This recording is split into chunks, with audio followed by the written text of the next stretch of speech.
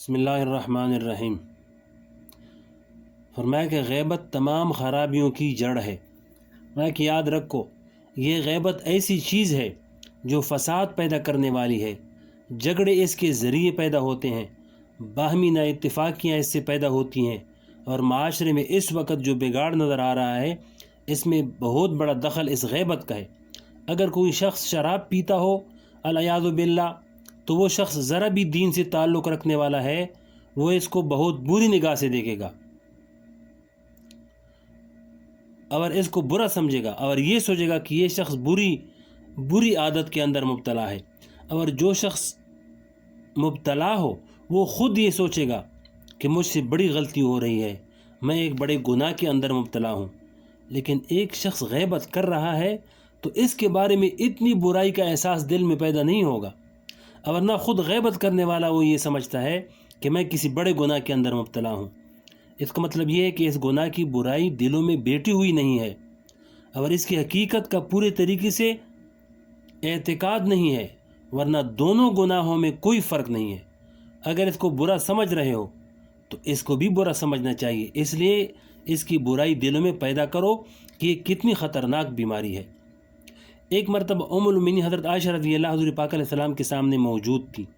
باتوں باتوں میں ام المؤمنین حضرت صفیہ رضی اللہ کا ذکر آ گیا۔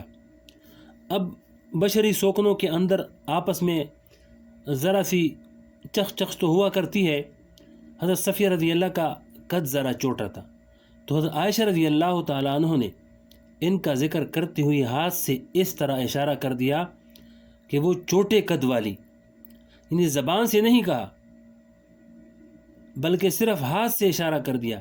تو حضور پاک صلی اللہ علیہ وسلم نے حضرت عائشہ رضی اللہ سے فرمایا کہ اے عائشہ،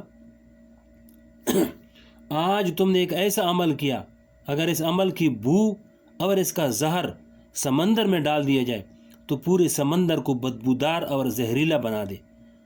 اب آپ اندازہ لگائیں کہ حضور پاک علیہ السلام نے غیبت کے معمولی اشارے کی کتنی برائی بیان فرمائی، اور پھر فرمایا کہ کوئی شخص مجھے ساری دنیا کی دولت لا کر دے دے تو بھی میں کسی کی نقل اتارنے کو تیار نہیں جس میں دوسرے کا استہزاء ہو، جس میں اس کی برائی کا پہلو نکلتا ہو۔ اب تو نقل اتارنا، آج کل تو نقل اتارنا فنون لطیفہ کے اندر داخل ہے، اور وہ شخص تعریف اور توصیف کے کلمات کا مستحق ہوتا ہے جس کو دوسرے کی نقل اتارنے کا فن آتا ہو۔ حالانکہ حضور پاک علیہ السلام یہ فرما رہے ہیں کہ کوئی شخص ساری دنیا کی دولت بھی لا کر مجھے دے دے تب بھی میں نقل اتارنے کو تیار نہیں۔ اس سے آپ اندازہ کر سکتے ہیں کہ حضور پاک علیہ السلام نے کتنے اہتمام سے ان باتوں سے روکا ہے، مگر ہم لوگوں کو معلوم نہیں کہ کیا ہو گیا ہے کہ ہم شراب پینے کو برا سمجھیں گے، زنا کو برا سمجھیں گے، لیکن غیبت کو برا نہیں سمجھتے، اس کو برا نہیں سمجھتے۔ کوئی مجلس اس سے خالی نہیں، خدا کے لیے اس سے بچنے کا اہتمام کرے۔ اس سے بچنے کا طریقہ یہ ہے کہ اس کی برائی ذہن نشین کر کے اللہ تعالیٰ سے دعا کرے کہ یا اللہ، یہ غیبت بڑا سنگین گناہ ہے، میں اس سے بچنا چاہتا ہوں، لیکن مجلسوں میں دوست احباب اور عزیز و اقارب سے باتیں کرتے ہوئے غیبت کی باتیں بھی ہو جاتی ہیں۔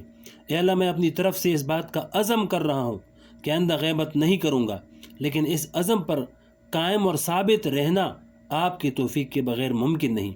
اے اللہ، اپنی رحمت سے مجھے اس کے توفیق عطا فرما۔ اے اللہ، مجھے ہمت عطا فرما، حوصلہ عطا فرما۔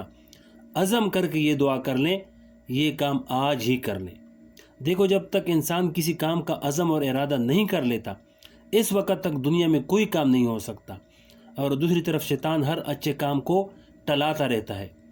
اچھا، یہ کام کل سے شروع کریں گے، جب کل آئی تو کوئی عذر پیش آ گیا، اب کہا کہ آج کل سے شروع کریں گے، اور وہ کل پھر آتی ہی نہیں۔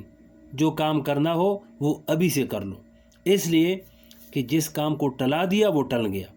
دیکھیے، اگر کسی کو روزگار نہ مل رہا ہو تو وہ روزگار کے لیے بے چین ہوگا یا نہیں ہوگا؟ ضرور ہوگا۔ کسی پر اگر قرضہ ہوگا تو قرضہ ادا کرنے کے لیے وہ بے چین ہوگا۔ اگر کوئی بیمار ہے تو وہ شفا حاصل کرنے کے لیے بے چین ہوگا کہ نہیں ہوگا؟ ضرور ہوگا۔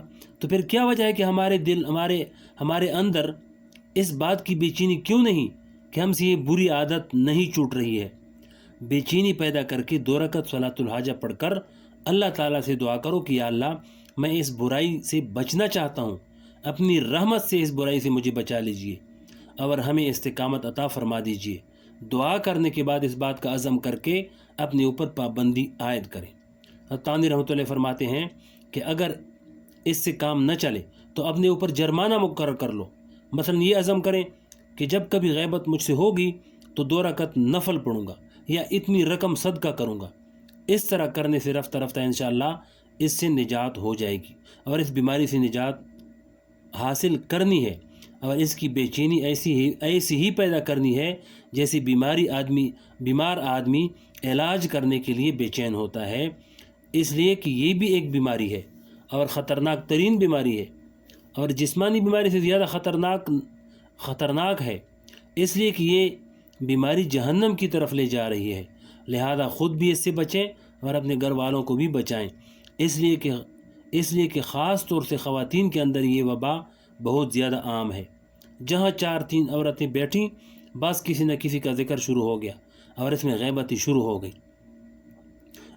اگر خواتین اس پر عمل کر لیں اور اس گناہ سے بچ جائیں تو گھرانوں کی اصلاح ہو جائے۔ اللہ تعالیٰ مجھے بھی عمل کی توفیق عطا فرمائے اور آپ کو بھی عمل کی توفیق عطا فرمائے۔ آگے ایک اور گناہ کی وہ چغل خوری کے بارے میں ہے، اس کو اگلے ویڈیو میں انشاءاللہ سنائیں گے۔